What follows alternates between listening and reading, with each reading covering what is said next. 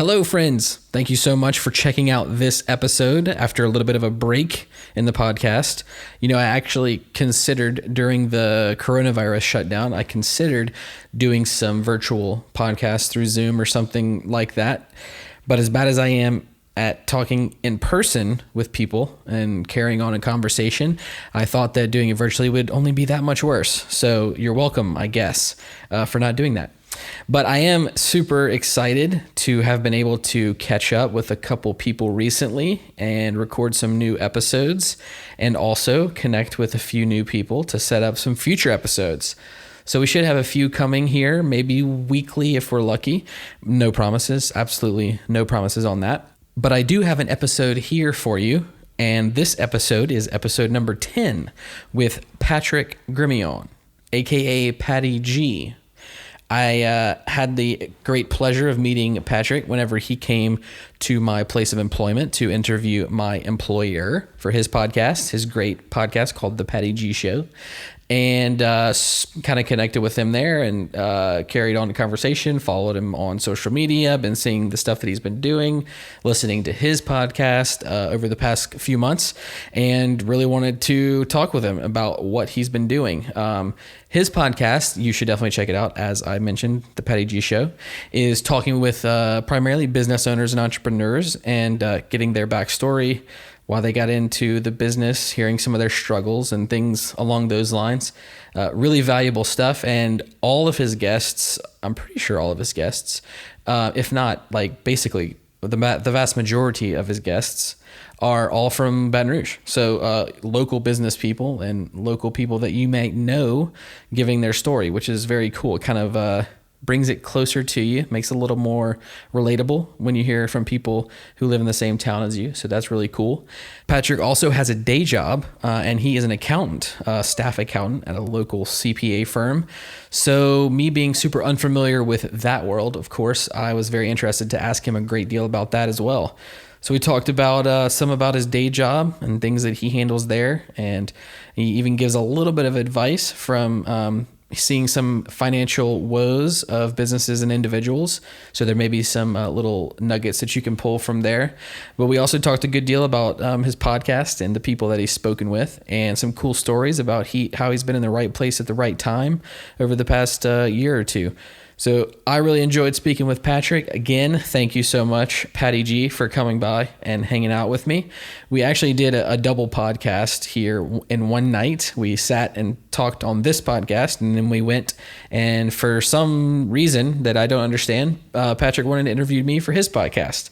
So maybe check that one out once it's released. We talked about marketing for a good bit. Again, thanks so much for downloading this episode of the Chase Doesn't Know podcast. I really hope you enjoy my guest, Mr. Patrick Gremillion.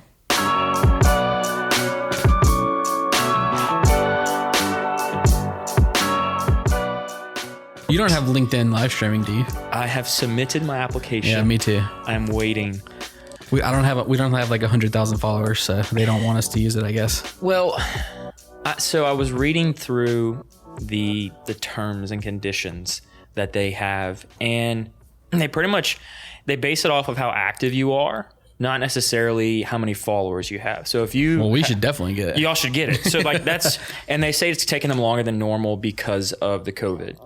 And so y'all should definitely get it because y'all are posting videos. They see who posts videos, how often you post videos, how often are you engaging, and then also, can you bring in essentially more people to the platform, which y'all are like the perfect shining example. I would hope. Jeez. What about like, so when you just said LinkedIn said that the COVID has how would COVID slow down a tech company from doing more work? I don't understand. I don't understand how that works. That's a good question. An aside. Yeah. And an aside, my guess is their people aren't working normal hours. But to me, that also doesn't make any sense. Easy excuse. I think that's probably what it is. That's what I'm saying. He has a mic, by the way. He's the color. Oh, this is going to get so much better. I'm loving this. I'm recording also, by the way. Perfect. I hope so. We were acting like we were. We were hoping so. We like that. We like that soft little ease into it, coming out of the intro music that I stole from Ryan Little. Thank you, Ryan Little. Actually, I didn't steal it. You can download it if you sign up on this website and then link your Facebook or something. And you get download for free. I went the easier way. I went to YouTube Creator, and they have thousands of free tunes. Your song is cool too. It took me like an hour. I was combing through all this stuff, and I was like, I just want something that's catchy, that's vibey. When you listen to it, it gets you in a good mood. Yeah. You listen to it, and you're like, all right, yeah. Yep. Like if you wake up in the morning, you listen to it, you're like, all right, I'm awake. Let's go with this. Yeah. And when I found that song, I was like, and I listened to the lyrics. I'm like, simple man, don't want to complicate you. Yeah, it's legit. I liked it because I listened to a lot of your episodes and they're great, but the song is legit. And that is extremely surprising to me that you found it in the YouTube Creator Studio, because there's a ton of garbage in there. Or the stock music, whatever it's called. Their stock music, their music portfolio, whatever the name or technical term is. There's so much stuff in there. There's so many sounds. You had to sort it by the sounds. You had to sort it by the ticks. Then you had to sort it by the music, full songs, partial songs. Wow. And it was like an hour just combing through YouTube Creator Studio. That's not bad though. An hour. I got to the C's. Oh, okay. It's alphabetical order. So I got to the C's and I was like, all right, this works. I'm not going any further because then I'm going to second guess myself. See, my personality is I would get to the C's, find something like that really good, and then be like, but there's like so much more. I have to make sure there's nothing better than this one. And I would like keep going, but good for you. That's much more efficient. So by the way, for those listening, Patrick has his own podcast that you should listen to, which is what we're talking about. And what we're going to talk about a good bit probably. But I think when did you start your podcast? Almost 10 months ago. Okay. So September of last year was the first episode I recorded on my iPhone in my office. Perfect. So the first episode that I recorded on my iPhone in my office was last January 2019. Oh gosh. But I didn't post the episode. Why not? Until like August. Okay. Because I don't really know why, thinking back, but actually I recorded a couple pretty quick. Like the first 2 episodes of mine were done like last January, February. And then I wanted to record like a few before I started posting. And then I'd never recorded 3 and 4. And so like it got to August and I was like, I should just put this out. So I've been slowly recording and posting. Listen to my first episode. It's 5 minutes. Who was your first episode? Me. It's 5 minutes and 30 seconds. I don't think I listened to that one. The pilot. Go listen to the pilot. Okay, I'll listen to the pilot. It's 5 minutes and 30 seconds of me saying, just do it, essentially. Nice. Who was the first guest? My first guest was Daniel Ellender of Carpe Momentum. Okay, I don't think I've listened to that. Who was the second guest? My second guest was Matt Beeson of Swamp Dragon Hot Sauce. Okay, I listened to that one. So I guess I haven't listened to I need to listen to the pilot. Sounds amazing. The pilot is 5.5 minutes of me rambling about this idea for the podcast that I came up with on the way home from work. And I'm like, look, I want to do this podcast, but I don't know how to start it. I don't know anything about it. I've been listening for probably 2 or 3 months on how to do a podcast. I don't know. I forget the guy's name. Daniel Lewis, How to Podcast. The podcast about the Audacity to Podcast is the name of the podcast. Okay. And it teaches you how to do it. It walks you through from step 1 all the way through step Z. And he's got like 200 episodes or something like that. Wow, nice. That's pretty legit. Yeah, 3 months of listening to that. Got home after work, sitting in my truck. I'm like, look, you've got to do this. You can't go inside until you record an episode. Like you have to just record it. And nice. I was like, I'll video it. I'm like, I'll do a video podcast. I went through like 5 different takes. I'm like, I don't like the lighting. The lighting's off. The lighting's off. So then I went into my house and I'm like, go lock yourself in your office and do not get out until you finish. And you have to get home before your wife gets home because she's going to be home in 10 minutes. So you got to do it now. And so I sat there and tried video 2 or 3 more times. Like, I'm not ready for video. So then I just put my phone down, pressed tap on the record in the voice memos and recorded a 5.5 minute sketch off the cuff of the idea for the podcast. And I'm curious to go listen back to it now and see if I'm even close. Yeah, maybe we should listen to that right after this. Out of curiosity, I haven't listened to your podcast. I'm sorry. But what is that 5 minutes? What is the idea of this podcast? What are you talking about? So the idea of the podcast, initially, this was even like before I came up with the name of the show, which is the name of the show is the Patty G Show. And I'm Patty G. You're Patty G. I'm joking. It's legit. And I actually, when you're on your way here today to meet me, I was like, all right, whenever I go let Patrick in, I need to just make sure I say, hey, Patrick, instead of what's up, Patty G. So anyway, super catchy. I'll take the Patty G. I've now got people addressing me, like even outside of my podcast emails at work at the accounting firm. Nice. Like my bank, like the banker I work with, he emailed me, hey, Patty G. Nice. I'm like, all right, cool. That's branding right there. Well done. This. So the idea behind the Patty G show is the concept of finding businesses in Baton Rouge and business owners and having their inception story told. Because there's so many people and so many businesses in Baton Rouge that I'm not aware of, that you're not aware of, that everybody's not aware of exists, and they're here. And so it's kind of spreading the word about them and telling the story of how they got to where they are. Because a lot of people, and I noticed this when I was at LSU, they wanted to graduate and get out of here. Because they said, oh, there's no opportunity here. There's opportunity in Houston, Dallas, LA, wherever. And I'm like, no, there's so much opportunity here. Like, no, there's not. I'm like, okay, fine, I'll prove it to you. Mm-hmm. And so this is kind of my way of proving it, that there is so much talent, is so much amazing stuff happening in Baton Rouge. And so it's finding the business owners and the entrepreneurs and saying, hey, what's your story? How did you get started in your business? What are some of the stuff that you went through that's just super messy that you haven't told anybody about? I want to know that. And I want to know what you're doing now and where you're going in the future. Yeah, that's really cool. I like the idea. It kind of sounds similar in a way to what this podcast is about, right, Chase? I mean, it's like learning something about what for sure about doing. Learning. Yeah. Yeah. Cool. What, so you went to LSU and when did you graduate? I graduated. I just figured this out today because I forgot, Nice. But I had to do it for work. I graduated May of 2018. Okay. So 4 years ago. 2. Oh my gosh. Okay, it's been a long day, guys. It's been a long day. It's been a long week. Come on, man. I'm just going to blame that 14 one. 14 hours. I'm just going to blame that one on the shutdown, right? The COVID. Yeah, exactly. What'd you graduate in? I graduated as the first paired degree student from LSU with a major in accounting and a major in entrepreneurship. Okay. With a minor in communications. Okay, sweet. And you did that in 4 years? Yeah. And wow. 250 credit hours for 2 full degrees. Nice. In Congrats. 4 years. Did you work while you're doing that? Yes. Dang. Like 24, 30 hours a week. Nice. You had to do 18-hour semesters to make it happen. And you also I had to do 1 summer school and 1 winter session. Wow. But winter session was finance, so it was a piece of cake. Finance. Literally my worst class in college. I made in my finance class, so I had a teacher I couldn't understand, of course. And I get that. Okay. It was like pretty rough. And so my first 2 tests were like, I think I got like a 50 and then like a 40 or something. Okay. And so I was like, okay, well, clearly I'm going to fail this class. I need to like drop it. And the girl next to me was like, you should look at the syllabus again. You probably have a better grade than you think. And I looked at it, and for whatever reason, the class was set up where you're graded based on everyone else rather than a 100-point scale. This is a communist class? I don't know. But everybody gets the same? I had a B after those 2 test scores. So, dude. And I ended up getting a B in the class. And I legit, like, I can honestly say I learned absolutely nothing, except I guess of that existence of that grading structure. I learned about that. Besides that, I learned nothing in that class. It was bad. Well, and see, for me, I was coming into finance as a 3rd-year accounting major. Okay. So I put off finance for whatever reason. It just didn't fit my schedule. And the joke goes that anybody who's in finance was an accounting major who failed. Okay. I'm sure a lot of people who are in finance are going to get offended by that, but that's all right. They can't talk back to us right now. That's right. With a podcast, it's a one-way communication. That's right. And if you want to talk, make your own podcast. That's it. Make your own, or email you, or reach out to me, Patty G Show. There you go. At the Patty G Show on whatever social platform you can find me on. Love it.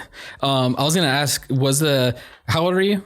I am 23, almost 24. Oh, okay. I thought you were like my age, so you're much younger. What's your age? I'm 31. Okay. No, not yet. Okay, yeah. Doesn't that seem super old to you? 30 does, yes. Okay. But it still seems old to me, but let me just tell you, it's not. And that's what I get. So like we were having the conversation, my wife and I, the other day about, hey, we're like looking at our budget and going over projections for the next 5 years and like looking and like strategically like an accountant would. Right. Strategically making some decisions and all this type of stuff. And we're like, okay, in 5 years, we're not going to be 30. So the roadmap we have for 5 years is like crazy where we're going to go and where we want to go. And we're like, okay, we're fine. Nice. We had that little bit of take a step back. We're good. Yeah. But at the same time, like, all right, we're good. Oh, we can do better. Nice. I love it. Like I mentioned to you before we started, while I'm listening, I have like a million questions go through my mind. And so like there's a few different directions I want to go, but I want to stay on where we're at, which is education / into your job / into the podcast. So my question is, you finished May 2018. Yes. And then you got your current job right after graduating? So I was an intern for 2 years at LSU with the current employer I am with now. Okay. I got offered a full-time job probably before heading into my final semester. So they said, once you graduate, we want to hire you on. And for those that are an intern or working somewhere, it's kind of beneficial to look at other jobs while you're interning and kind of, I hate for the lack of a better term, play the field. Of course. And so it got to the point where I had 3 different people offering full-time jobs. And that's not to say that I was going to leave my current employer because I loved them. It was to say, how can I best, loves you. How can I, that's right. Listening. I love you. Y'all are amazing, like a family unit. But that goes to show that it then provides you a sense of leverage, because if you're at a current employer, they know how valuable you are. You know how valuable you are.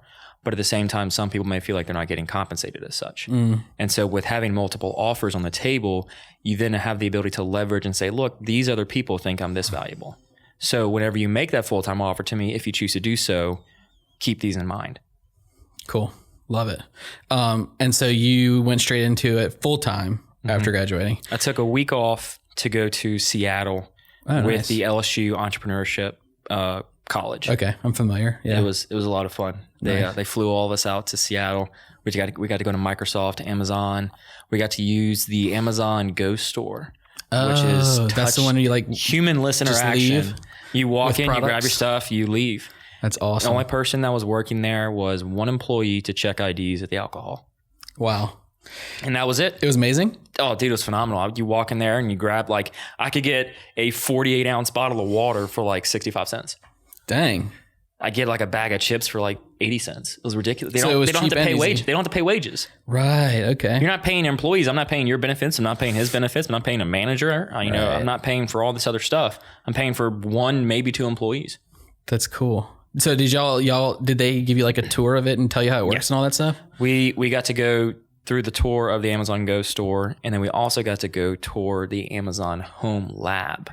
Okay. Which is where they test new products. Sweet. So they've got some sick stuff coming down the line. Like anything I don't know about, like top secret or I don't know, and I don't want to say.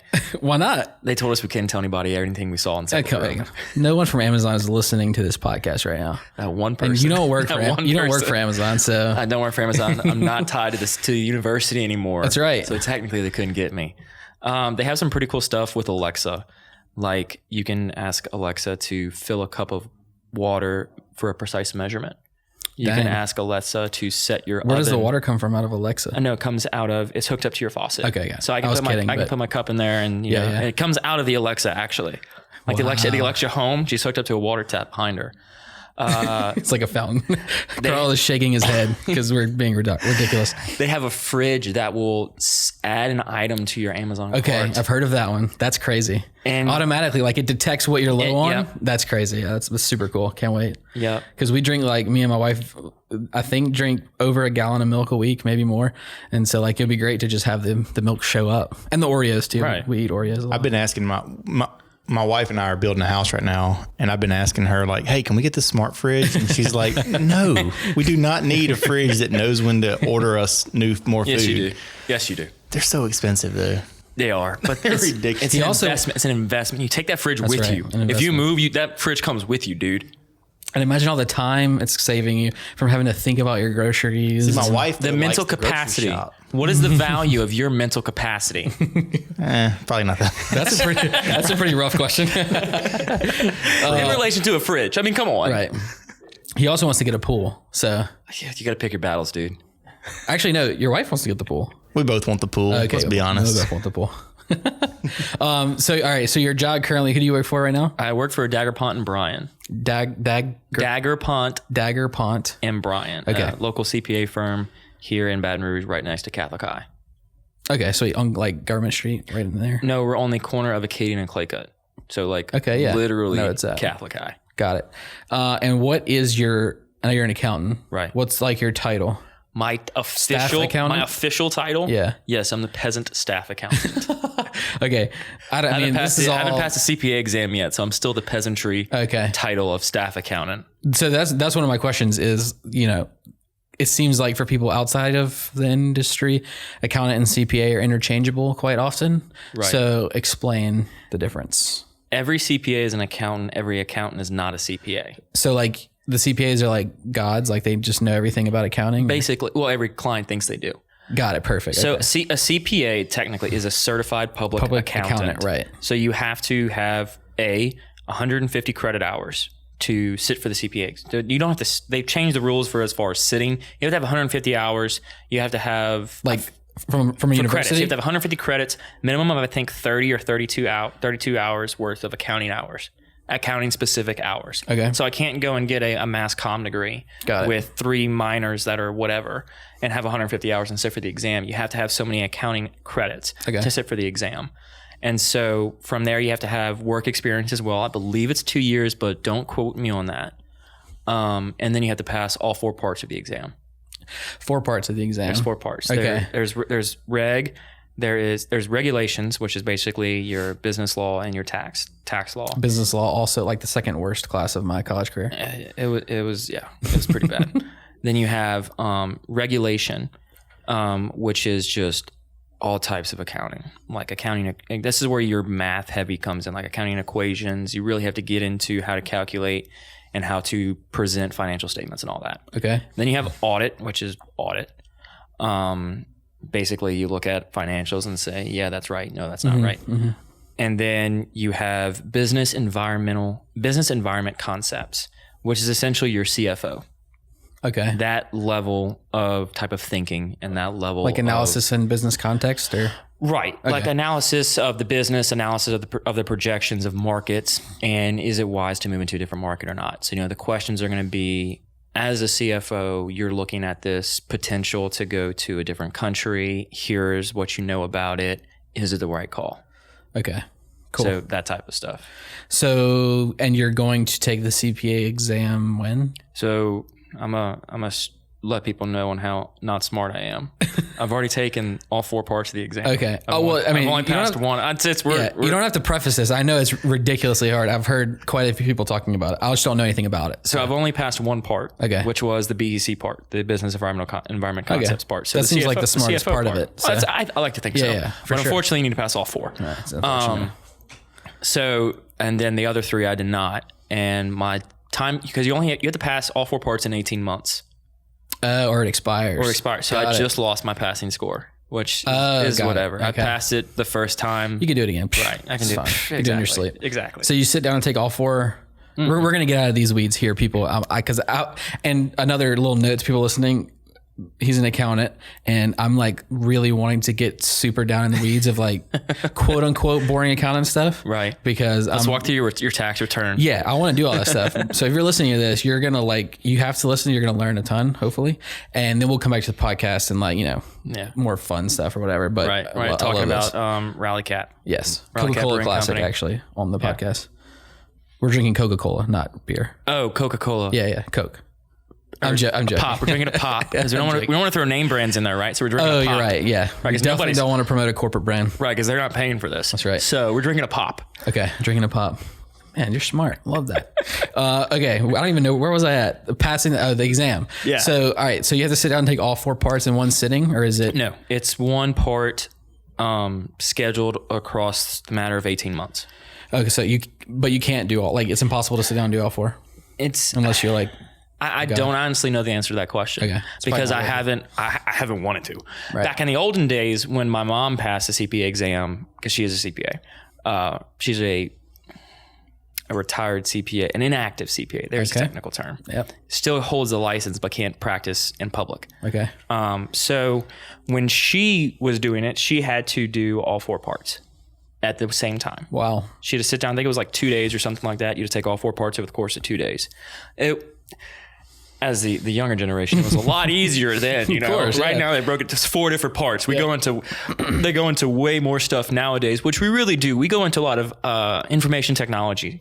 Okay. You know, we have to know a lot about your privacy settings. We have to know a lot about privacy control, data privacy settings. You know, how can we transmit documents between clients? Are we allowed to transmit documents between clients? And also how to set up an information system to be secure. Okay. Cool. So cybersecurity, and now we're getting into a lot of digital currencies.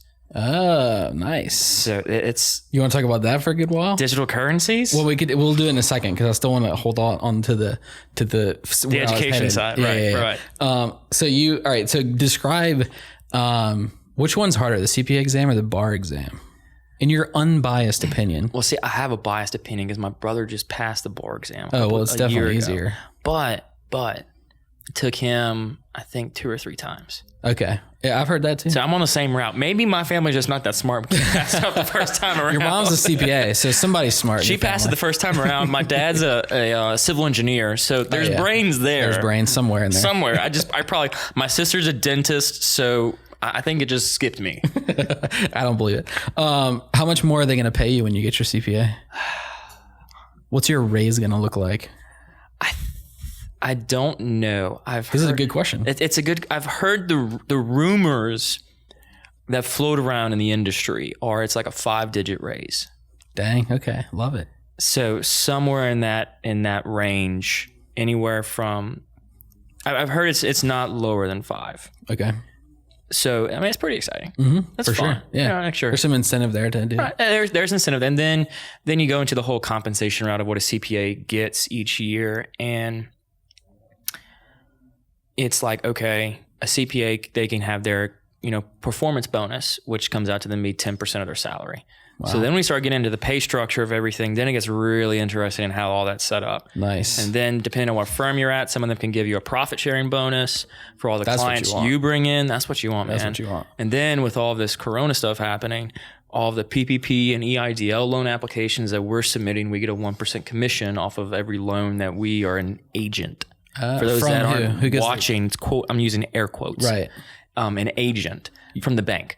From the bank. Okay. So if we help the client fill out the application, whenever they go to close, it says did you have an agent help you complete these forms, and they will list us, and so we'll sign on the application. Okay. And the bank gets 5%, and we get 1% of that. Oh, the bank gets 5% from the SBA, which is a government organization, Small Business Association. So the government makes laws that people can't do kickbacks, but the government does kickbacks. It's an incentive to actually get these loans going through it, because the way a bank makes money for the most part is they lend out the cash, right, and then they collect interest. Right. Well, these loans, they're not going to be collecting interest. Right. They're going to be collecting 1% interest, but the rules are still fuzzy. So these loans are structured where the bank is lending out their cash? The bank is lending out the SBA cash.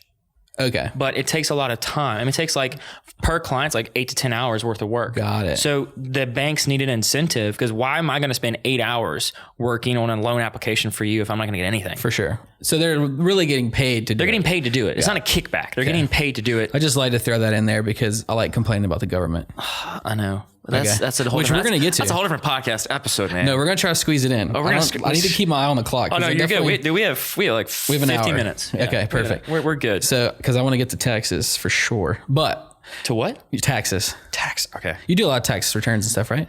Yeah, and the government just messed us over and extended it for 3 more months. It's terrible. Right. So you're terrible. Your 12-hour days, 14-hour days, whatever are we have 3 months. extended. We have 3 extra months so you're to just do relaxing. what we did in 4 months.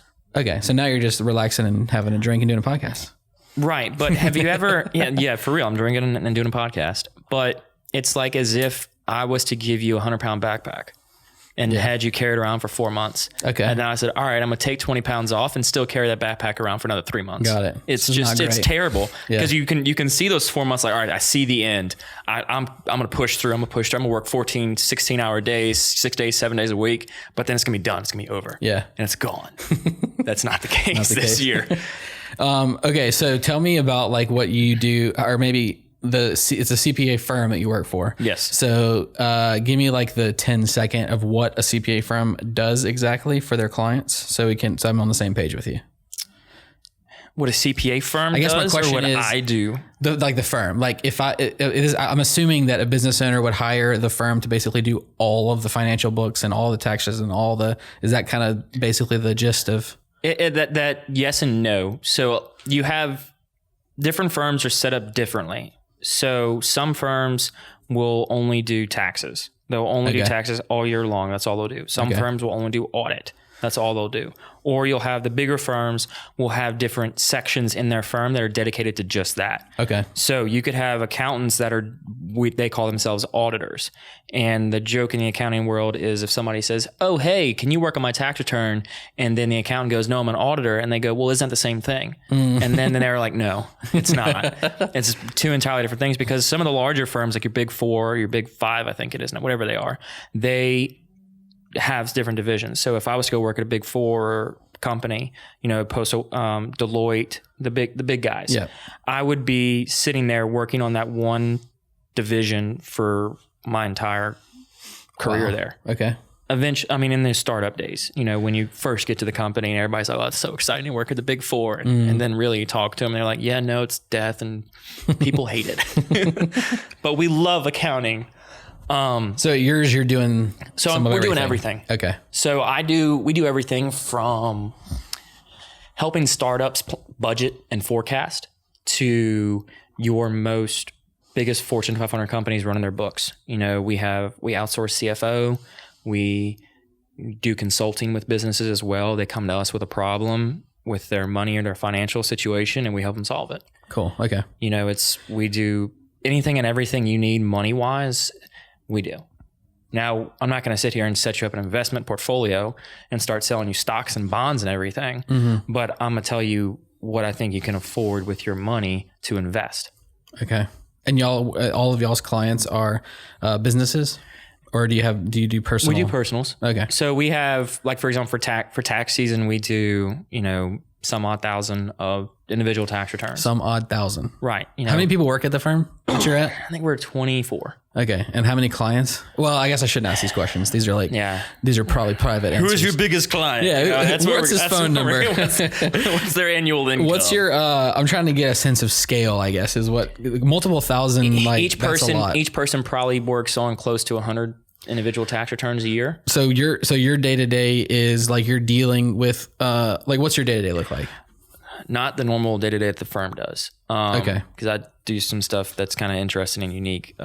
Not a lot can get indulged to. Whatever you can tell me, I'll take. And basically, stop me if I'm going too far. Yeah, I got you. So what I do every day is I have clients that I do their monthly bookkeeping services. Okay. So they'll give me their check register, they'll give me their checks, and then what I'll do is I'll go and create a set of books with all that information, and then I'll do a compilation, which means I'll produce financial statements. And so I'll say, this is your monthly financial statements. Excuse me. And I'll do that probably for the bulk of the week. I'll work on that stuff. And so that's kind of where our bread and butter is helping these clients who are, not necessarily huge, but also don't want to hire an in-house accountant, or they want to hire somebody. If they have an in-house accountant, they want somebody to check their work. Yeah. So they'll engage us to come into their company, look at their books and say, yeah, you're doing it right, or no, you're not doing it right. Here's how you need to change it. Okay. What's some of the more common problems that you're helping people with that I guess that small businesses overlook? Their cash flow. Keeping up with it? Or? Keep having internal controls. Okay. So for example, if let's say you and I run a business together, and it's a podcasting business. Right. It's a podcasting business. See, we have just cash just thrown at us all the time. All the time. So we have many sponsors. Right. All the sponsors everywhere. So we deal heavy in cash, and we hire a secretary, because we're just so busy podcasting. Yeah. To take the cash and bring it to the bank. Okay. And so what happens with some of these smaller businesses is the owners will do that, and they'll hire somebody else because the business is growing. They need more people. They can't do everything. So then they'll hire somebody to go take the cash, bring it to the bank, and make the deposit. Well, if I give, Shirley Temple this $1,000 deposit worth of cash, and she goes and makes a deposit, but she tells the banker she forgot a deposit slip. Can she get a new one? What's to stop her from sliding a hundo in her pocket? Okay. If I don't go on the backside, don't go on the backside and check. Okay. Right. So that's where the owners get too busy to go and check. Got it. And to do, cash flow, what we call bank reconciliations. Mm-hmm. You're reconciling what you're saying should have hit the bank to what actually hit the bank. If there's a discrepancy there, there's an issue. And so we go through each month and ensure there's no discrepancies. Or if there are, we point them out and say, hey, you need to check this out. And then we start asking, hey, what's your internal controls look like? How is the money going through hands? Who's accounting for it? Who's taking that customer that bought on credit and is not coming to pay on their account? Who's taking that cash, recording it in the system, and then bringing it to the bank? Because maybe there's a loose end we need to tie up there where the cash is being misappropriated. Got it. So how much do you do in because you mentioned that there might be like consulting and stuff on numbers and things like that. How much of that do you do? And is there anything interesting in there that you've noticed talking with clients? So when we consult with people, sometimes we'll be consulting with people that have been in business for years. So they know their craft, they know the structure of everything. They just want to know how they can take it to the next level. So we'll have like a retail shop come in and say, hey, I just feel like I'm buying nothing but inventory and my numbers they don't come out at the end of the month. I'm always doing this or I'm always doing that.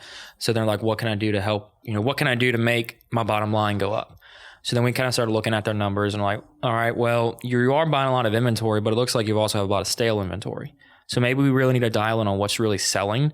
So maybe we need to, better advance your inventory system to really hone in on your better selling products. And let's only buy that. Let's only buy these certain products that are selling better and maybe get out of some of this other stuff that's not really selling that we're having to write off at the end of the year anyways. Mm-hmm. Or, on the flip side of that, we'll have somebody come in with straight up a business plan. And they'll be like, I want to do this business because I love it. And I really enjoy helping these people out. But you know what? I don't know a single thing about money. I don't, and they don't. And that's perfectly fine because not everybody is supposed to. I think everybody's supposed to, but in reality, no, not everybody is. And so we're sitting down with these clients and we're saying, okay, let's look at your plan. Let's look at your projections. Some of the stuff really isn't realistic, dude. Like, hey, you're not going to make a mill in your first 2 months. What are you selling? You're a drug dealer. Like, what's happening here? Like, oh no, I'm cleaning. I'm cleaning windows. Maybe I'm like, all right, you're cleaning windows and you're making a mill in the first month. I was gonna say maybe he's a podcaster. Yeah, maybe he's a podcaster. He gets like a super great guest on, and the guest is like, look, I love what you're doing. I want to just fund your whole budget. Here's $1 million. Yeah, that's what I'm holding out for. Right. I'm not that guest. I'm sorry. Okay. Darn. That was my last question to close out. Do you have $1 million I could have? Yeah. No. So what's, can you give me any of your thoughts on, you're a numbers person.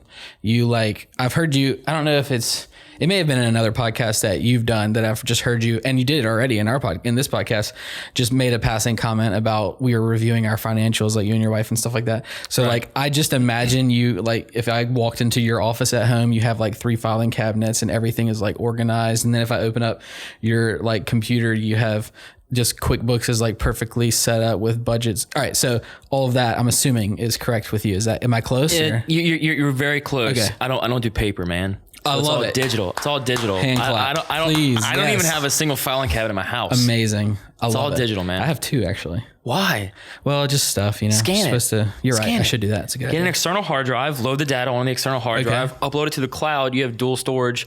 And if one of them fails, the other one's going to happen. Perfect. There we go. That's my to-do after this is to scan. Okay. Love it. So do you have any thoughts after your not only education, but also experience in dealing with people of all sorts and seeing all of their financials and all this stuff? What's some advice you would give to someone? Let's just take that guy, for example, that's starting a business. Mm-hmm. What does he need to focus on? His cash flow.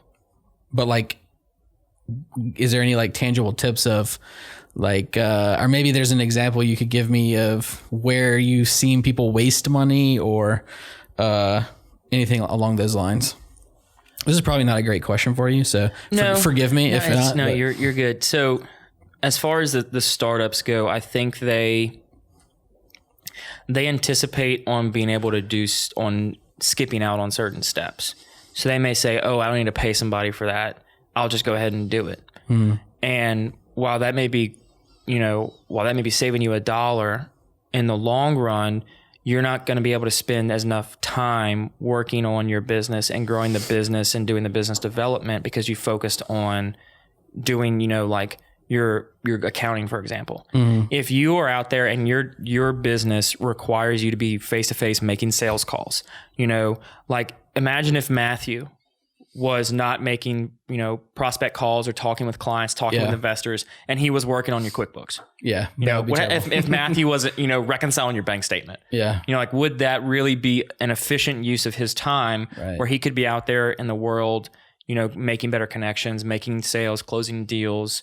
If all of your real estate agents spent time doing books instead of out there making deals and making connections, your real estate company would not grow.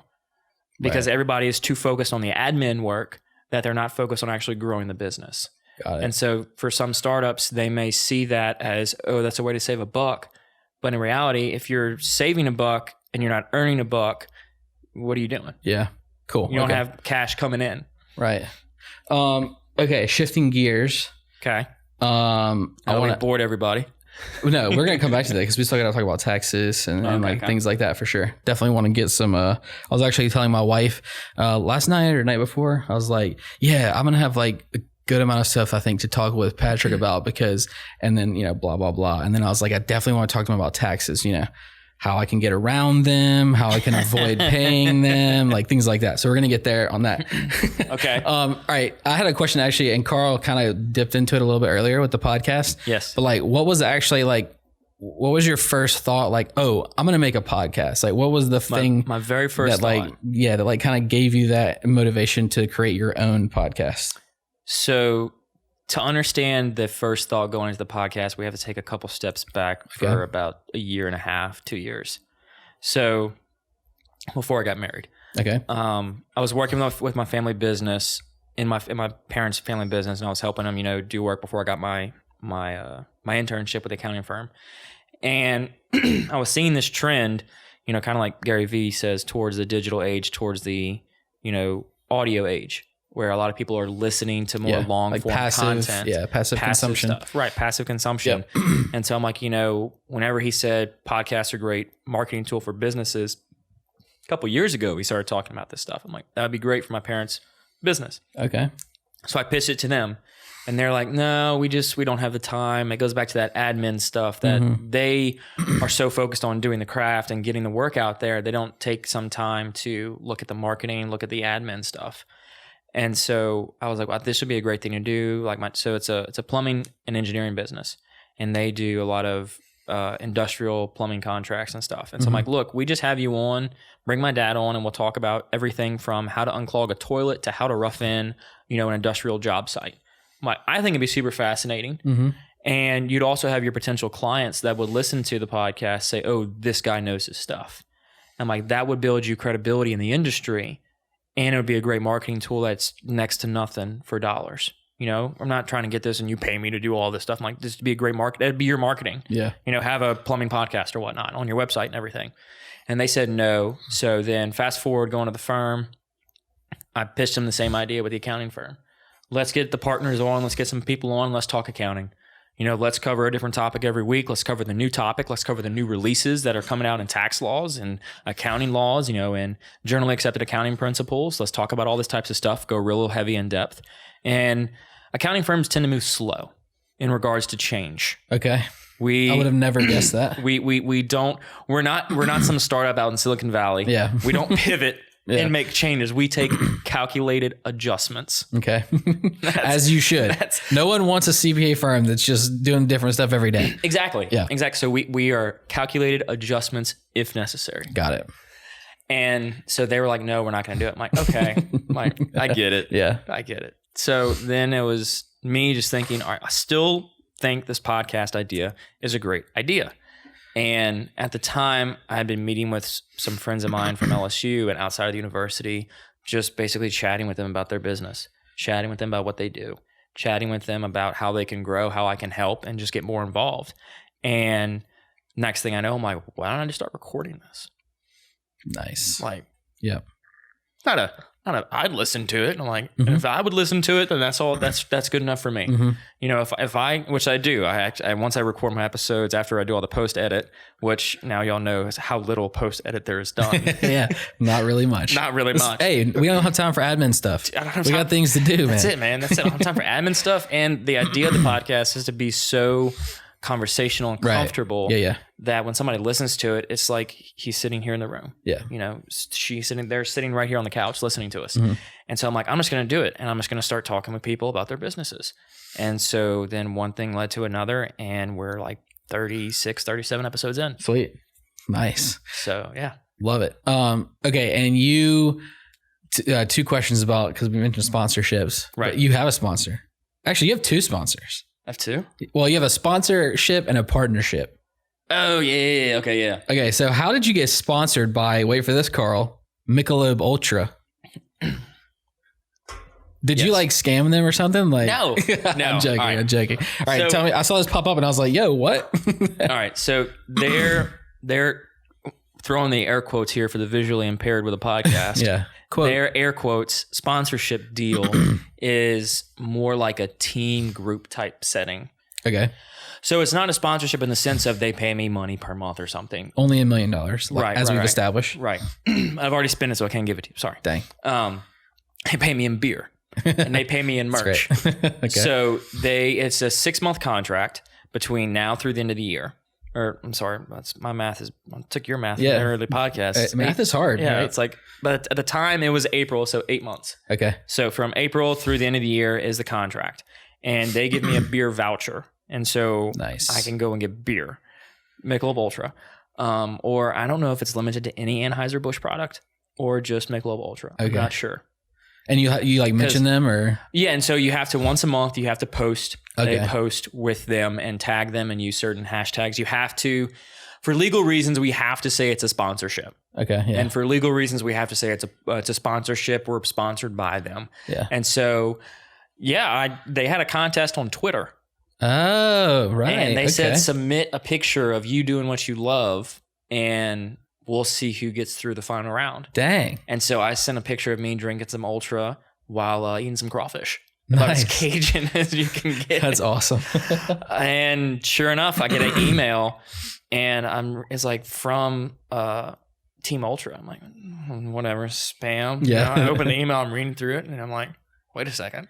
I'm like, scroll down, keep reading. I'm going through. I'm like, snap. And it's like, please see your official Ultra contract attached to this email. Open it up, and it's like straight up legal contract. You know, Michelob Ultra is a subsidiary of Anheuser-Busch. The company is offering. I'm like, oh snap. I'm like, all right, this has got real. This is real. It said Anheuser-Busch. This is real. Nice. And so, yeah, sure enough, I signed the contract and I sent it off, and then they started sending me stuff.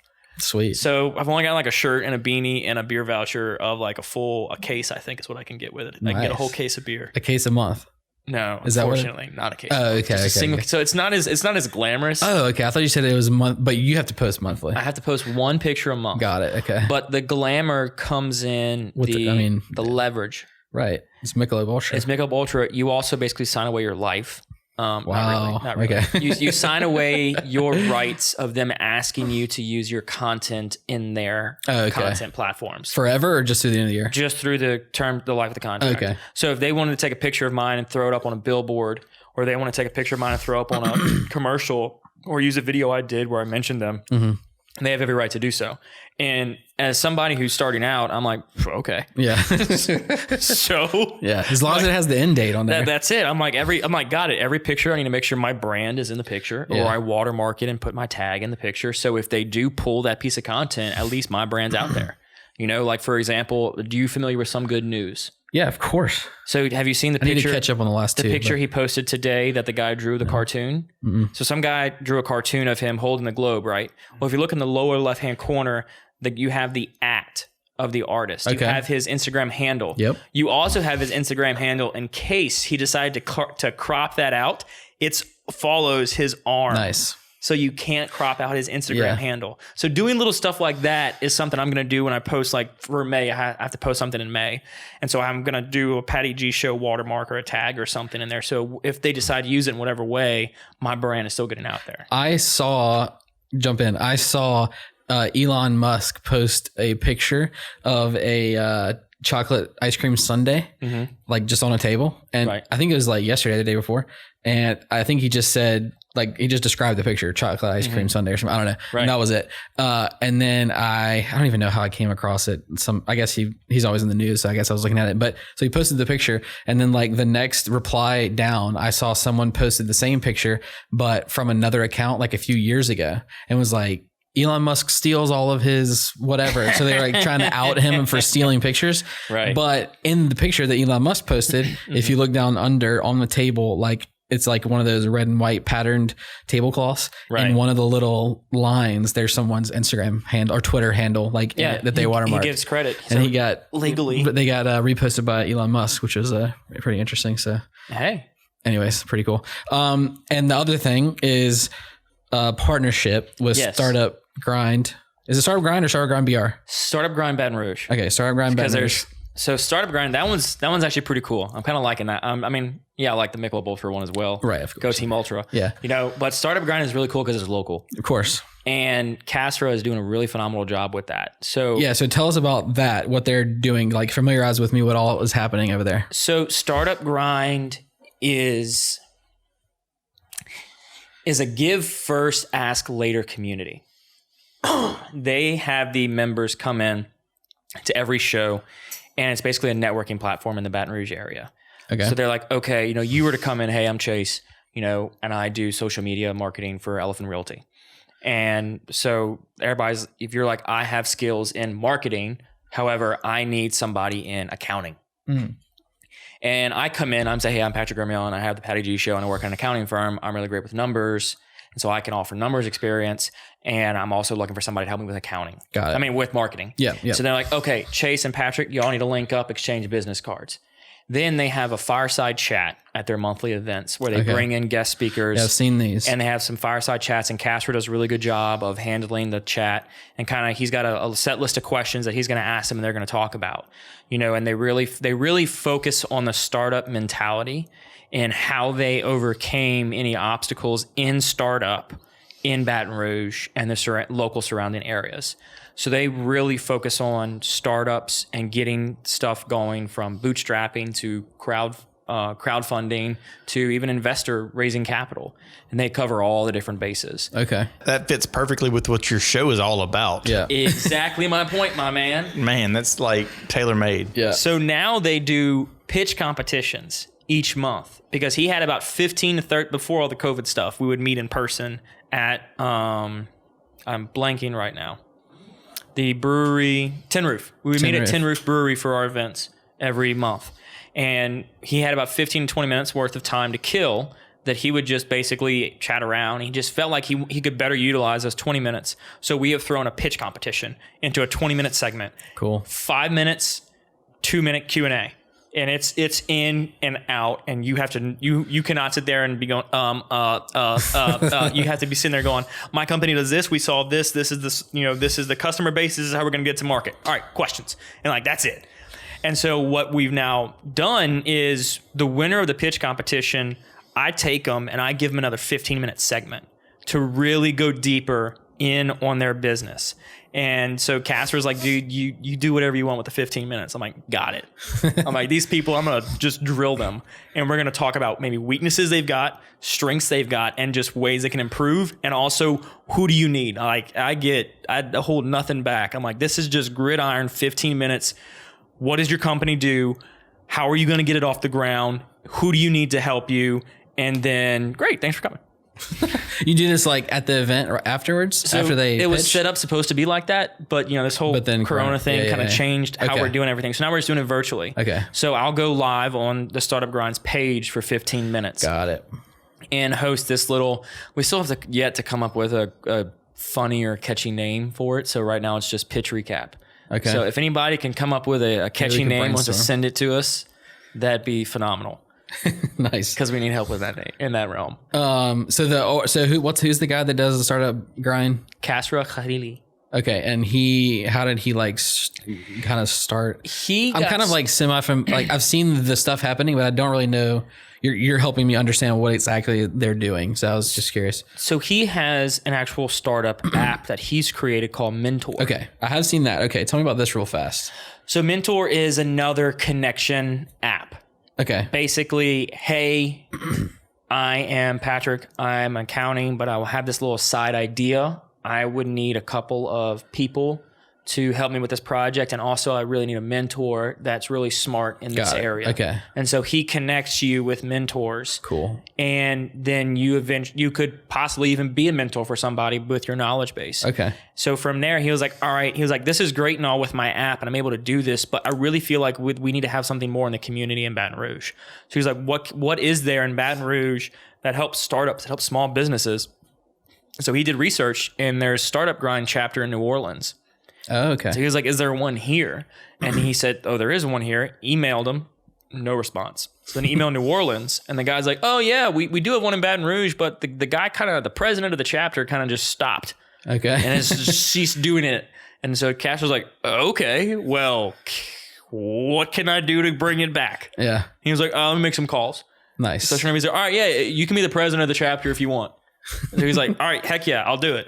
And so now he's taking it off and running. I think we're like 4 months into this now. Sweet. Okay. So we're still very early in the startup grind. The startup of startup grind. Love it. But it's basically like community for startup / entrepreneur people who are grinding it out. Yeah, just the people who haven't made it, quote unquote, made it. Yeah. You know, you're not going to see somebody like Brandon Landry or Todd Graves in the crowd. They might be a fireside chat speaker. And they were, right? Didn't they do a talk? Was startup? No. That was with that was with 368.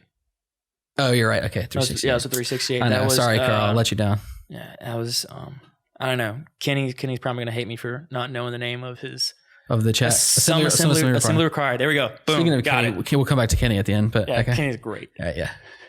Keep going. Okay, so so then he got started with that, and him and I met. We met at a pitch competition for a Baton Rouge pitch competition that's put on by Louisiana Technology Park. Okay. We met at Jubin's. They have it at Jubin's. Mm-hmm. And so we just happened to meet each other there by just randomality. And we just hit it off. And then we kept on staying connected. And then we connected on LinkedIn. And then we connected on Facebook. And we just became friends through that just mutual talking. And, you know, have friends foster. Yep. Normally. And then he was like, hey, look, I'm doing this thing with Startup Grind. I'm like, okay, what can I do to help, dude? And he's like, well, let me see what we can do. Let me see what we need. And he's like, all right, well, Google, because it's powered by Google. Okay. And because it's Google startups that powers it. And so he gets so much from Google to put on the events and Google does the promotions. Oh, nice. So it's just pretty sweet. You're working with Google here. Yeah. So again, for me, no brainer. Right. Yeah. Of course. Throw my name on there. Michelob Ultra and Google. Dude. Come on. Man, leverage, man. Dude. I think biggest you do get is leverage. You do get $1 million, I think, is what's actually happening here. No, I'm just kidding. All leverage. These names are dropping and throwing out here. They're all paid, people. They're all paid. I'll put a disclaimer at the end of the episode. I was actually going to ask you, like, what do you feel like getting the partnership with Startup Grind and then being able to connect with all these great people that you've had on, because you've done 30 something episodes with like 30 something awesome people. And then then the discrepancy will happen once we do my episode. It'll be like, nah, man, you're going to be added to the list. You're going to be added to the amazing people. So like, what have you kind of found? And you said leverage, but like, is there any other thing that you've kind of maybe identified as this is what put me in the right place at the right time to like connect with these people? Genuinely wanting to put other people up. Okay. That's when you genuinely want to help other people succeed before yourself. People see that and people like it. I mean, hey, if you're going to help me succeed, yeah, I'll come on and do what you need me to do, because it's not, oh, hey, come on the show. By the way, you got to write a check before you come on the show. Right. You know, it's, hey, dude, please come on the show. Please come on the show. You know, and you have that, look, I want to give you a way or a platform to tell the story that you don't even have to worry about. You just come on, you tell your story, and I handle everything else. You know, and I make it easy for you to have that story told and spread. And for me, it's just being genuine with who you are and true to yourself, and not having that hook at the end of it. Like, oh yeah, taking this back, this is for me. Yeah. You know, but at the same time, for example, when I had Matthew on the show, that was my first video episode. Oh, okay. And that's when I really started seeing the value of video was with him. And for you to say, hey, do you care if I take this and chop this up? I'm like, no, I'd love that. Mhm. Just tag me in it. Mhm. And that's the only requirement. And having that, seeing that content spread out without me having to do it is so valuable to me. Mhm. And so I know the value of that content. And if I can provide that to somebody else, I'm good. Cool. So speaking of, we mentioned Kenny. Yes, Kenny win. Just like a quick aside on this, because I'm gonna trash him Why are you gonna trash a him? little bit. Not really trash him. I just brought him on the show. Not We really just talked trash about him. how great he was on the show. He is. He's great. He's Now we're legit. gonna bash And he's him. going to be on my podcast. And that's why I'm going to trash him, because I emailed him like a couple months ago or a few months ago. Mhm. And he was busy. And He's asked traveling. him, oh, of course. He's always busy. And I totally expect that. And but he said, I'm putting off podcast till August is what he said. Of this year? Yeah. Just like, cause he wanted to focus. Right. So then I was like, of course, it's totally fine. And I'm going to set a reminder. I'll email him in August and check back up with him. Right. And then he pops up on your podcast. I was Emailed him tonight. I was like, Patrick got him Say, on dude. there. So yeah. So how'd you get him on? And I'm assuming because he alluded to it, I'm assuming the answer is persistence. I was about to say, did you watch that episode? Yeah. I watched the whole thing. So at the end, Live. like, oh, you watched the whole thing live? I watched I watched about half of it live, and then I rewinded it and watched the first half. Gotcha. All right. So you were that one person I saw. Of course, dude. Love it. Dedicated follower. That's it. Dedicated follower. Chase right here. So no, that was it. It was persistence. Yeah. So sometimes. How many times did you email him or text him or whatever? Or show up at his business and I inquire? never showed up. Okay. Although we did have an encounter. We knew each other beforehand. Okay. Yeah. We've met several times at the LSU 100 event, and I've also met. I had stumbled in. This is the kind of a crazy story. So, I have time to go on a tangent. I don't know what time is it. Yeah, it's 25 minutes, we're good. dude. Come on. Okay, so back at LSU, I was still in the entrepreneurship department. First graduate going through, and so I was kind of on the forefront of everything that was happening at LSU back then. I don't want to say just getting started, just getting started with a degree. And so we had the ability to chat with some eBay executives that were coming in. For that eBay thing they did here? eBay Retail Revival. Yeah. So I got to go to the lunch and learn with them, the breakfast with them. And it was me and one other student, Charles Swallow, who was actually also on the podcast, Industrial Flow. He sells pumps, parts, seals, and everything you need for that nature. Okay. And so I was sitting in the breakfast and chatting with all these people. And then I got to meet a really good friend of mine who I call him a friend, but we haven't really talked a whole lot just because he's super busy with Entrepreneurship Organization, which is a global organization. And his name is Kevin Langley. And so I got to go with him to this breakfast, and then I got to go with him to the mayor declaring Small Business Day. Yeah. So I got to go to the mayor's press conference, be on TV in the suit and tie. Woohoo. Nice. Yeah, it was great. So then for this eBay Retail Revival, after they had the breakfast, after he took the executives all around town and showed them Baton Rouge and everything, they went to Radio Bar. And he was like, hey, dude, come to Radio Bar. And I was like, why? He was like, just come to Radio Bar. All right, fine. I'm going to Radio Bar. So I show up to Radio Bar, and we're sitting there. We're chatting with all these eBay executives. I got like 15, 20 minutes to talk with them about, at the time, my lifestyle brand that I had going. Okay. Because I wanted to be a part of eBay Retail Revival with my brand and sell my product on eBay through their program, which didn't end up happening, but probably for the better. And so after that was over, he was like, everybody's leaving. He's like, all right, yeah, good night. He's like, Patrick, well, where are you going? I'm like, I was just going to head home. He's like, no, dude, get in the van. Literally. get in the van. He has a Mercedes Sprinter van, right? Okay. That he's bringing these executives around town in. Okay. And so he's like, no, dude, get in the van. We're going to Kenny Wynn has an event at 368. We're going there. Nice. I'm like, what? He's like, yeah. He's like, they're halfway through. We're going to stop in. He's like, I want these people to see what he's up to. So I'm like, okay. So then we show up because he's like, the mayor's going to be there. It's going to be fun. I'm like, all right, whatever, sure. So I get in the van. As creepy as that sounds. And we head down to 368. The lesson here is we have 2 lessons so far: leverage and get in the van. Get in the van. Dude, when somebody says, hey, come with me, if you know them and they're not holding a bag of candy. Got it. Like, yeah, let's use your common sense here. Of course.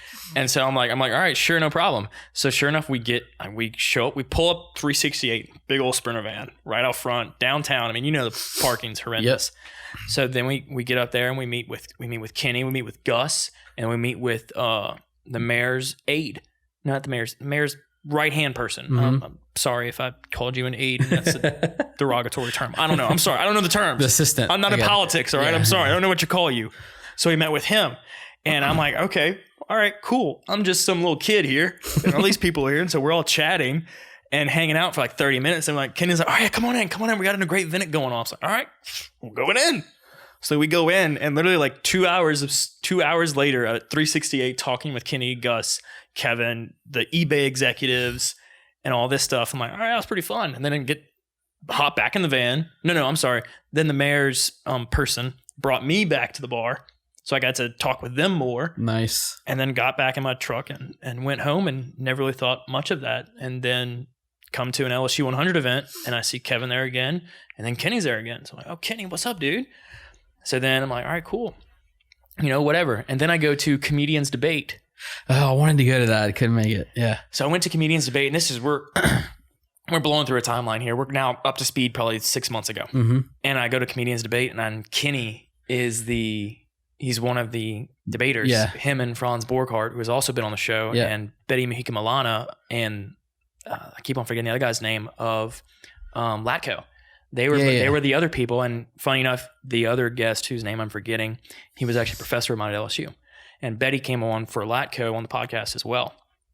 And so I'm sitting there and I'm talking with Kenny. I'm like, dude, what's up? What's happening? And I had been messaging him like a month or 2 months before this to come on the podcast. Nice. And he couldn't make it for travel reasons. Busy time of the year, I get it. All good. Yeah. So I see him at Comedians Debate. He's like, dude, I'm so sorry, man. I've been super crazy. February. He's like, February, dude, I'm coming on the show. I'm like, yeah, you are, Kenny. Yeah, you are coming on the show, dude. He's like, all right, yeah, just email me or whatever. So then February happens. And I mean, at this time I'm running and gunning, and I'm booking people like 2-3 guests a week. I'm booking people at this rate for the Patty G show. And finally I get him to commit to a day. And as soon as he commits to the day, something comes up and he can't make it. I'm like, I get that. Like I'm like the king of last minute texting you saying, hey, I can't make it for whatever reason it may be. So then finally we're like, all right, we'll touch base again soon. And then coronavirus hit and we couldn't do anything. So I'm like, no, yeah, we can.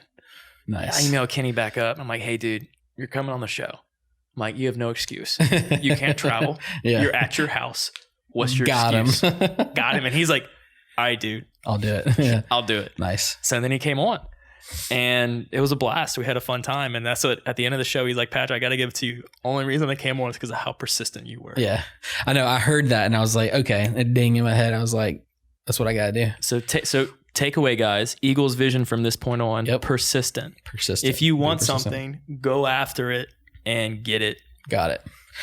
And by the way, Kenny's not listening to this and never will, but he will. I'm gonna send it to him. If he is, I wasn't trashing him. I was trashing myself. It's my own fault. But I'm gonna get him, and Patty's gonna help me get. Dude, Kenny after this, shoot him a message and CC me. I'm gonna send him a selfie of me and you. Of me and you. And we're both gonna be pointing at him, and then like, it's your turn. do the animation that you do, or hire whoever you hire to do the animation and make us look like the "I want you" picture. Oh yeah. Send that to him. Okay, love it. Sweet. All right, I'm looking at the clock. We have like 15 minutes, so.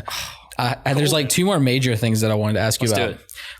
And it's not going to be like super in depth. I'm mostly sarcastic about it, but taxes. So like how much, like are you doing, we just took a hard turn, by the way. Are you doing? We just did like not even done 180. We did like a 720 and just spun around and then dog leg left. By the way, side note, I just saw an article that they're going to do remakes of Tony Hawk Pro Skater from the olden days. I don't even own a gaming console, but I'm so excited. Yeah. I'm going to have to buy one for that. Okay. Sorry. Anyway, so taxes. Buy one of these mics. Are you doing personal tax returns for people? Like, are you doing taxes in general? Yes. Okay. There's so many things I want to talk about, and we don't have I don't want to get too far in the weeds, but tell me like what you cover, and then maybe I'll ask you some questions on it, if that makes sense. My answer is I cover everything. Perfect. So I do fiduciary returns, I do S corp returns, I do C corp returns, I do partnership returns, I do sole proprietor returns, I do individual returns. I mean, you name it, I do it. Okay. All right. Question number 1. Yes. Why is the tax code so complicated? Because it keeps me in a job. Okay. Because they have a lot of bases to cover. They have a lot of different scenarios. Every person is unique in their own individual tax situation. So there's a lot of different issues to be covered that we can't just throw a blanket on. I can't throw a blanket 30% tax rate. That would be absurd on the country. Could you throw a blanket on like 10%? On like just everyone? Like, why isn't that? So if you that's my main question. So hear me out. So you throw a 10% blanket on there. You now have the 1% of the 1% only paying 10% of taxes. They are all for that every day of the week. Every day of the week, they're all for that. Right. Problem is the government, a little greedy in there. Would never guess. And so they say, well, no. Those people that make 10, 20, $100 billion a year, we want a little more than 10% of that because we have got stuff we need to pay for. And 10% of everybody's income doesn't cover those bills. So we need to have brackets. You make so much, you owe us so much because we're assuming you use so much governmental resources. But I mean, truth be told, the lower income of the lower bracket of the income uses more governmental resources than the higher end of the bracket. For sure. And the higher end pays like something, it's not 1% pays like something like 90% of the federal revenue or something along those lines. I don't know the numbers. Yeah. And there is like a political conversation there is like what I'm hinting at. And we don't really need to go into that but I'm just curious of like, as an accountant, I guess your answer would be like, I love the complication because that's where your expertise comes in, obviously. But is there, I mean, I don't know. I guess does it make more sense? It doesn't make sense to me that it's so complicated. So, and then people complain about all the tax loopholes. Like people take advantage of the tax loopholes and all that. And it's like, if it was simple, there would be no tax loopholes. But if there are loopholes there, people are going to take them. So people who may not be fully aware of the situation call them loopholes. People who are fully aware of the situation calls them incentives. Yeah. For example, the motion picture tax credit. Yep. It's 40% of your budgetary spends in Louisiana, and there's a big asterisk by there because there's a lot of qualifications you have to get to meet that. But the idea is whenever somebody hears that, oh, you're getting 40% tax credit on everything you spend for a movie here in Louisiana, well, that's just absurd. Why do you get a 40% tax credit? And by the way, a tax credit is a direct dollar for dollar reduction of your taxes owed. So it doesn't take, like if you make $10,000 a year, it doesn't say, oh no, you just make $9,000 a year. No, it says you make $10,000, you pay $1,000 in taxes. This tax credit means you now only pay $500 in taxes. Okay. So it's a direct dollar for dollar reduction of your tax bill. And so for this movie credit, people see it as, oh, well, that's just the rich get to play with their money and do whatever they want. It's like, no, I mean, in a sense, yes. But on the flip side, they're putting money into the economy, in the local economy, because they're forced to spend money locally. They're forced to hire local. They're forced to use local talent. That's how you qualify for this credit.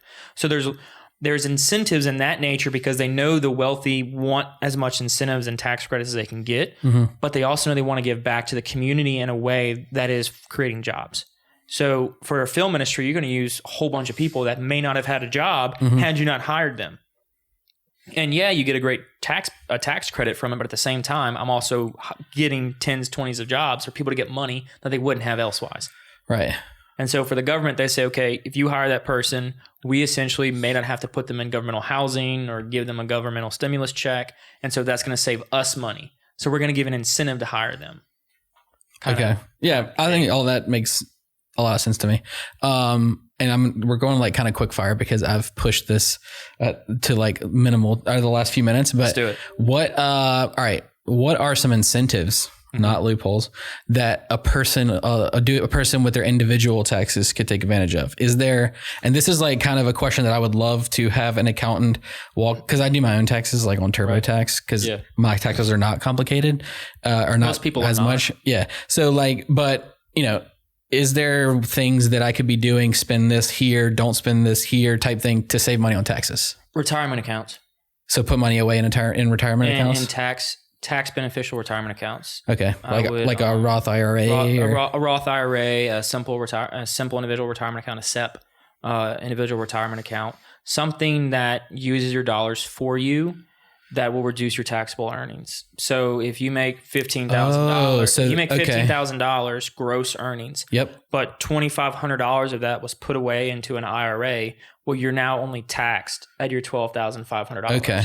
That's legit. Did not know this. So while you may not see that cash in your hands, you're like, well, I can't touch it. Well, yeah, you're deferring it. Right. You're making sure that when you retire, you have that money. And you owe less taxes. Well, for the year, and then if you make a certain age, you can take the money out tax free. It depends on the type of retirement account you have set up. Some retirement accounts are done pre-tax, and some retirement accounts are done post-tax. Pre-tax means that is taxed on the back end. When you take it out. Post-tax means it's taxed on the front end and it's tax free when you pull it out. When you take it out. Okay, cool. That's awesome. Great insight. And as I mentioned before, questions escape my mind as you're answering my question. So I had a good one that just escaped me, but maybe it'll come back. Imagine I gave a good answer. You did give a great answer. Perfect. You're teaching me stuff, which is amazing. Okay. How much does it cost to get a CPA? How much should you pay to get a CPA to do your tax returns? You're asking me for a blanket answer.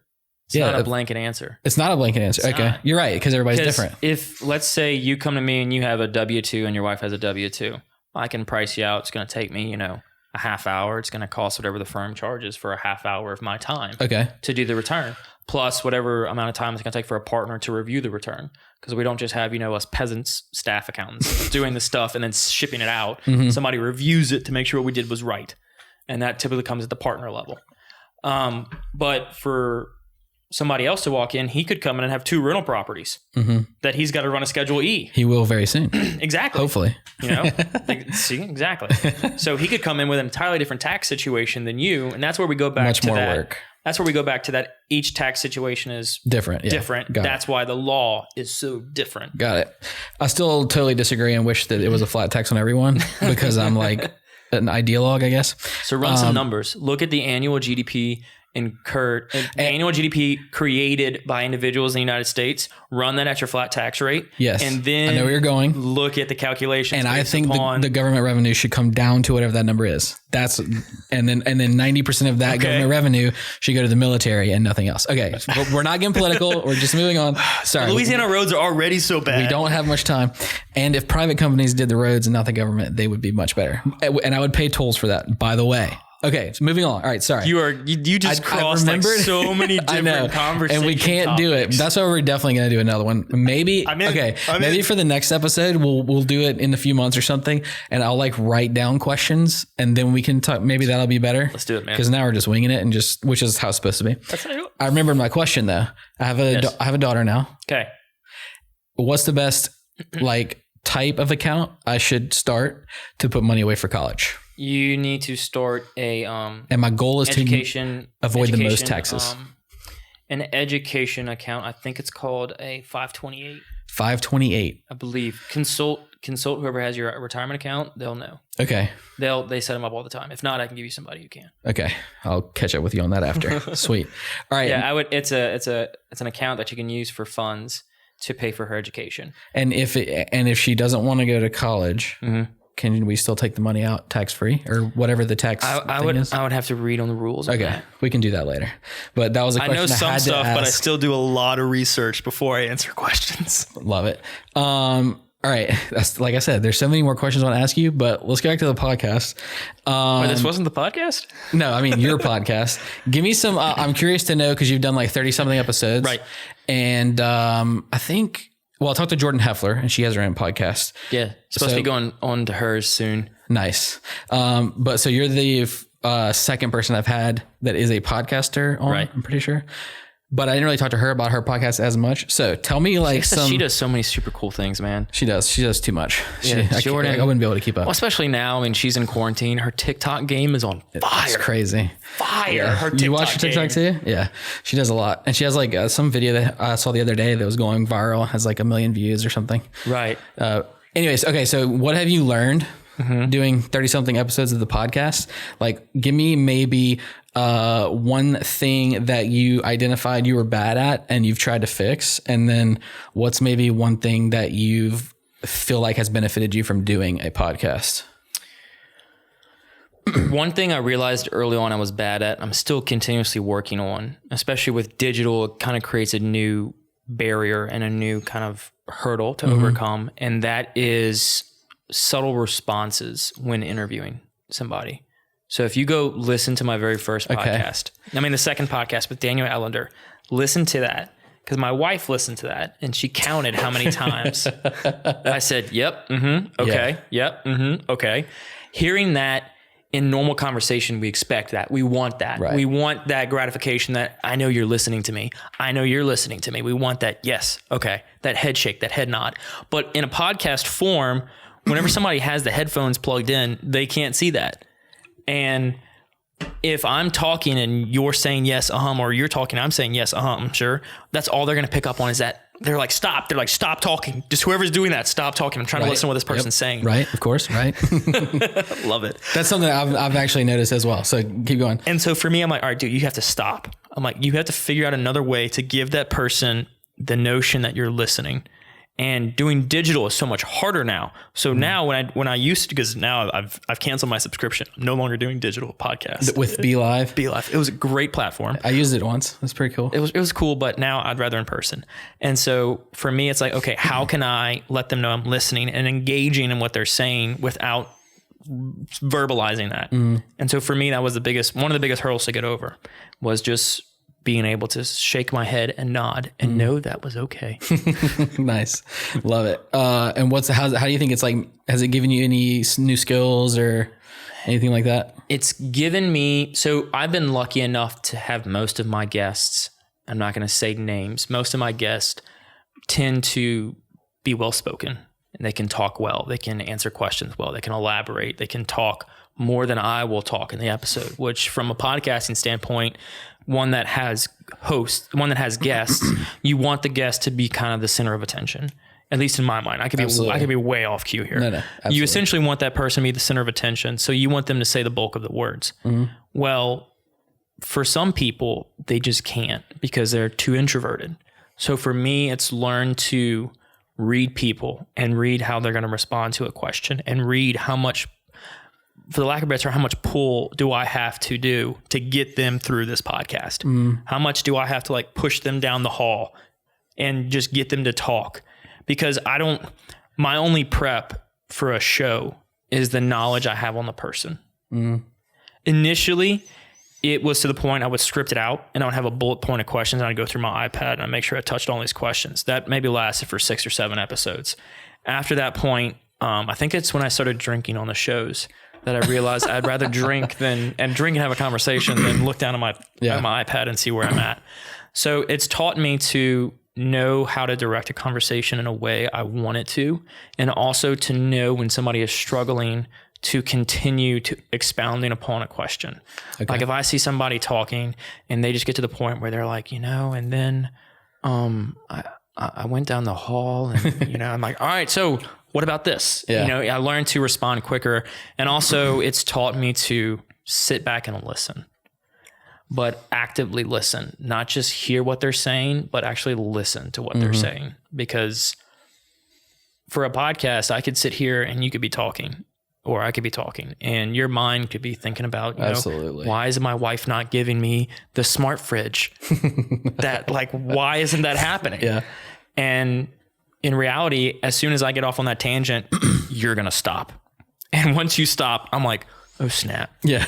What's happening? Where were we? Yeah. And then I have to kick it back off somewhere and pick up the conversation. So it's being an active listener has been one of the valuable lessons I've gotten through podcasting. That's cool. Yeah, that's really cool. I'm the type, I just hate small talk. And so it's just, and I don't like that I do it, but almost every normal everyday conversation I have with someone, I don't really listen as much as I would like to and what we're talking about, because I'm just thinking about what I got to do. And I would rather go than talk to this person at the moment.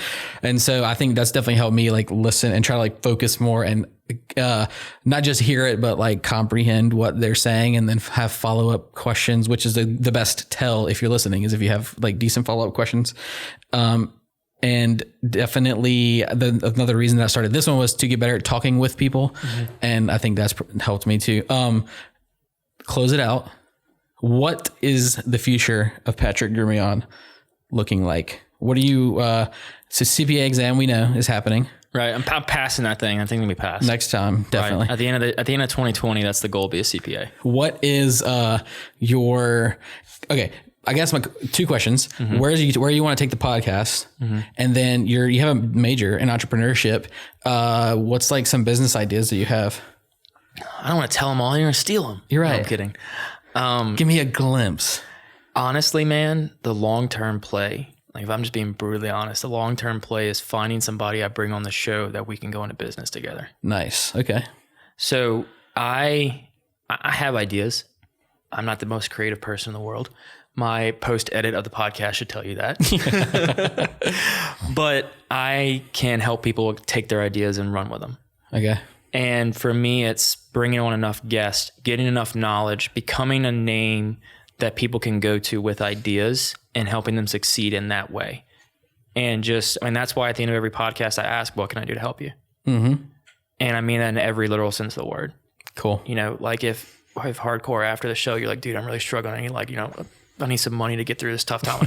All right, man. Like, what do you need? What do you need, bro? Do you have $1 million? Right, exactly. Like that's a genuine question. It's not just, oh, hey, what can I do to help? It's what can I do to help? And one day someone's going to say, well, man, I've got this great idea. Let's talk about it. I'm like, let's do it. And so for me, it's more of a long-term play of patiently waiting for the right opportunity, but positioning myself to be there when someone is ready. Nice. And then monetizing the podcast through sponsors and such. But we got to get some sponsorships, $1 million here, $1 million there, that type of thing. See, man, you're going too high. Okay. You're going $10 here, $10 there. That's it, man. Look, you're going for the $1 million. You're going for the $1 million grab. For me, it's, hey, can I get 10 people to pay me $1,000 a month? That'd be great. Yeah. Carl sent me pictures of G-Wagons and stuff. Carl's rocking the G-Wagons. We got to get the budget up in this podcast. G-Wagons and smart fridges. Carl is his name. Cool. Well, Patrick, at the risk of cutting Carl's question off here, Patrick, let's close it out. Really appreciate you coming out. And I think we should definitely do this again, because I think I probably should write out a list of questions for you. You're like a numbers guy. We should have things more structured. I'm sorry for that, but hopefully you enjoyed your Coca-Cola Classic and hanging out. And now we got to go do yours. That's it, man. We're going to roll straight into mine. I'm going to go use the restroom, but we're going to roll into it. Love it. Thank you, man. Thanks. Thank you, everybody, for listening to this episode with Patty G. And don't forget to go check out The Patty G Show, not only on your podcasting platform of choice, but also on social media. He puts out content and episodes under The Patty G Show on all social media platforms. So make sure you catch up. You might enjoy listening to a few of the guests that he's had on his show. There might be a little bit of crossover between his and mine. Hopefully. I'm keeping my fingers crossed for that. Thanks again, Patrick, for coming by and chatting with me. Really appreciate it. And thanks to our sponsor for this episode, The Patty G Show, a great local podcast that paid me to be mentioned on this podcast. The Patty G Show is the place for thought-provoking business discussions with people from all walks of life in and around the Baton Rouge area, hosted by Patrick D. Gremillion. All right, Patrick, I'm now going to invoice you for $1 million for that shout out.